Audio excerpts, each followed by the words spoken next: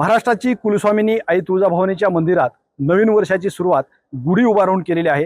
आपण जर पाहिलं तर तुळजाभवानीच्या मुख्य शिखरावरती ही आकर्षक अशी गुढी या ठिकाणी उभारण्यात आलेली आहे। विधिवत पूजा करून ही गुढी उभारण्यात आलेली आहे।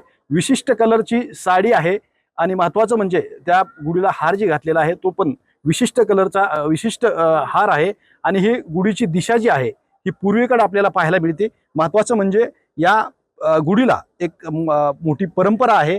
आज नवीन वर्षाची सुरुवात या गुढी उभारण्यापासून तुळजाभवानी मंदिरामध्ये केली जाते। काय इतिहास आहे नेमका गुढीचा?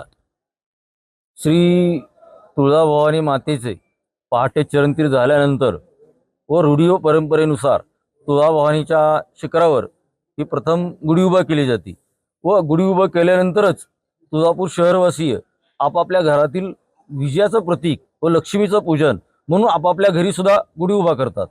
आणि ह्या गुढीचं महत्त्व म्हणजे 9 वर्ष आहेत। जसे सप्तरंग असतात तसंच त्या गुढीच्या भोवती सुद्धा सप्तरंगाची फुलं आहेत। हिरवा गार निसर्गाचा जो आलेला आहे तो निसर्गातील कडुलिंबाचा पाला तोही आहे। आणि विशेषतः म्हणजे तुळजाभवानीच्या आणि जो गुढीचा नैवेद्य जो दाखल जातो तो सुद्धा तो आरोग्यदायी म्हणून तुळजाभवानीला व गुढीला नैवेद्य दाखवला जातो।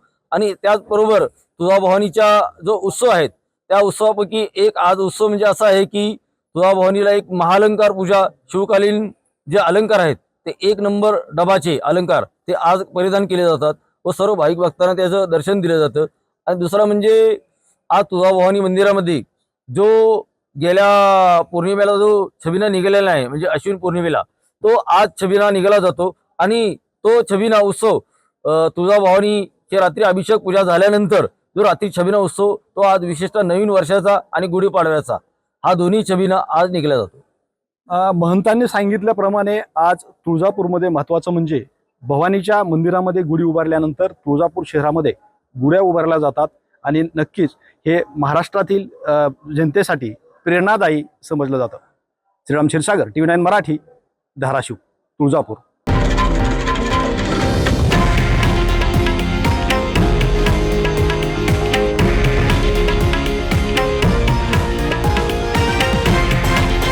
हे आहे देशातील नंबर 1 न्यूज नेटवर्क आणि आपण पाहत आहात TV9 मराठी, एकमेव।